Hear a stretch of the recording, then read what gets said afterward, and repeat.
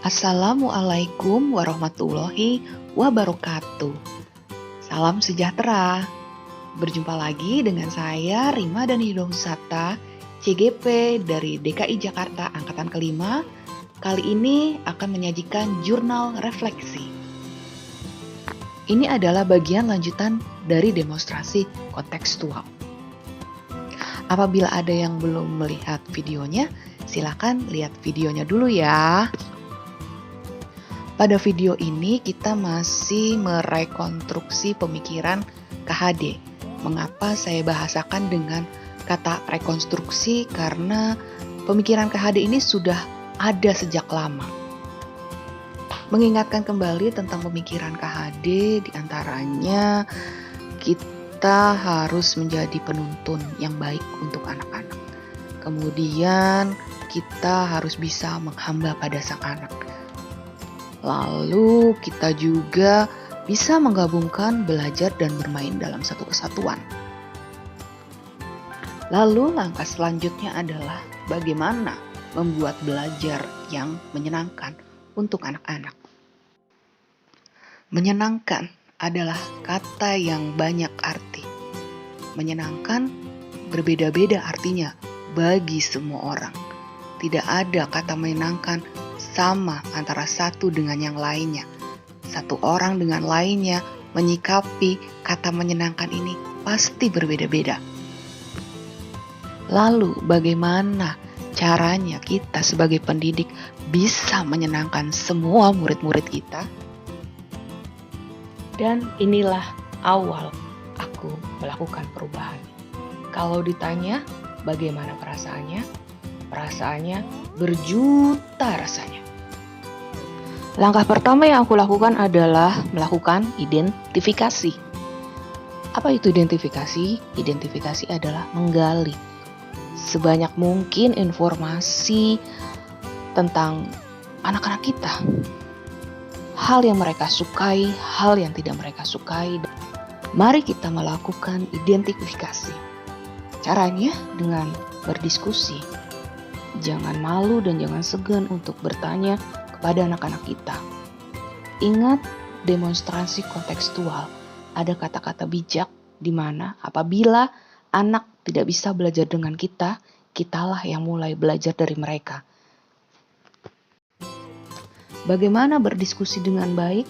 Caranya adalah memposisikan diri kita sebagai teman. Anggap mereka sebagai teman kita. Dan tidak menganggap kita sebagai orang tua yang selalu menggurui. Dengarkan dengan sepenuhnya keluh kesah mereka, apapun itu. Lakukan juga survei di mana kita tanyakan cita-cita mereka apa, kemudian buku-buku apa yang sudah mereka baca atau suka mereka baca, lalu mereka suka ikut komunitas apa, dan di media sosial mereka mengikuti tokoh publik siapa. Lewat diskusi dan survei, kita banyak lebih tahu tentang anak-anak kita. Dari situlah modal melakukan perubahan kita mulai. Dari diskusi dan survei juga membuat keakraban dan kedekatan kita kepada anak semakin lebih dekat. Di sini saya akan berbagi beberapa temuan saat saya melakukan perubahan. Yang pertama, ternyata belajar menyenangkan perlu kondisi. Maksudnya kita harus memperhatikan bagaimana kondisi anak-anak kita. Apakah pada saat itu dia sedang senang atau pada saat itu dia sedang capek. Kita perlu mengetahui kondisi. Yang kedua, belajar yang menyenangkan butuh kenyamanan. Artinya kenyamanan di sini adalah anak-anak apakah nyaman dengan kita. Untuk menjalin kenyamanan tentunya kita perlu pendekatan. Pendekatan yang saya lakukan pada waktu perubahan itu adalah dengan diskusi dan survei. Temuan yang ketiga adalah belajar menyenangkan butuh berdiferensiasi. Artinya menyenangkan bagi anak-anak itu berbeda-beda. Anak yang satu belum tentu sama dengan anak yang lainnya. Ini harus disandarkan pada minat masing-masing anak.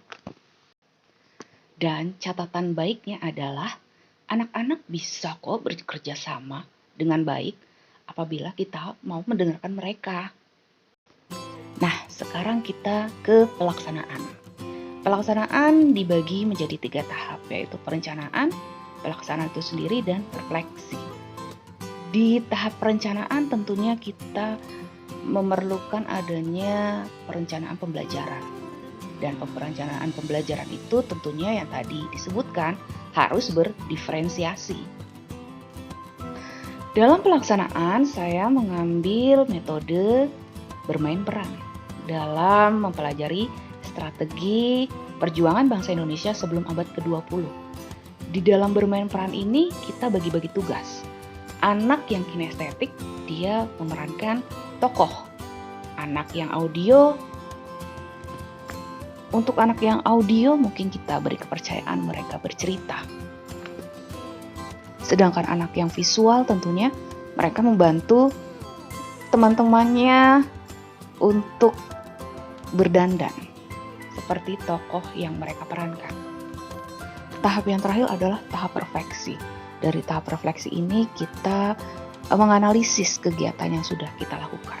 Apakah ada yang perlu diperbaiki dan adakah yang perlu ditingkatkan atau dipertahankan? Berikut adalah beberapa testimoni dari siswa dan guru.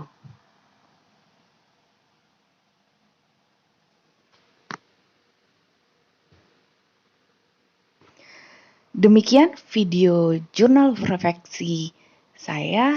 Terima kasih sudah menyaksikan. Sampai berjumpa di video selanjutnya.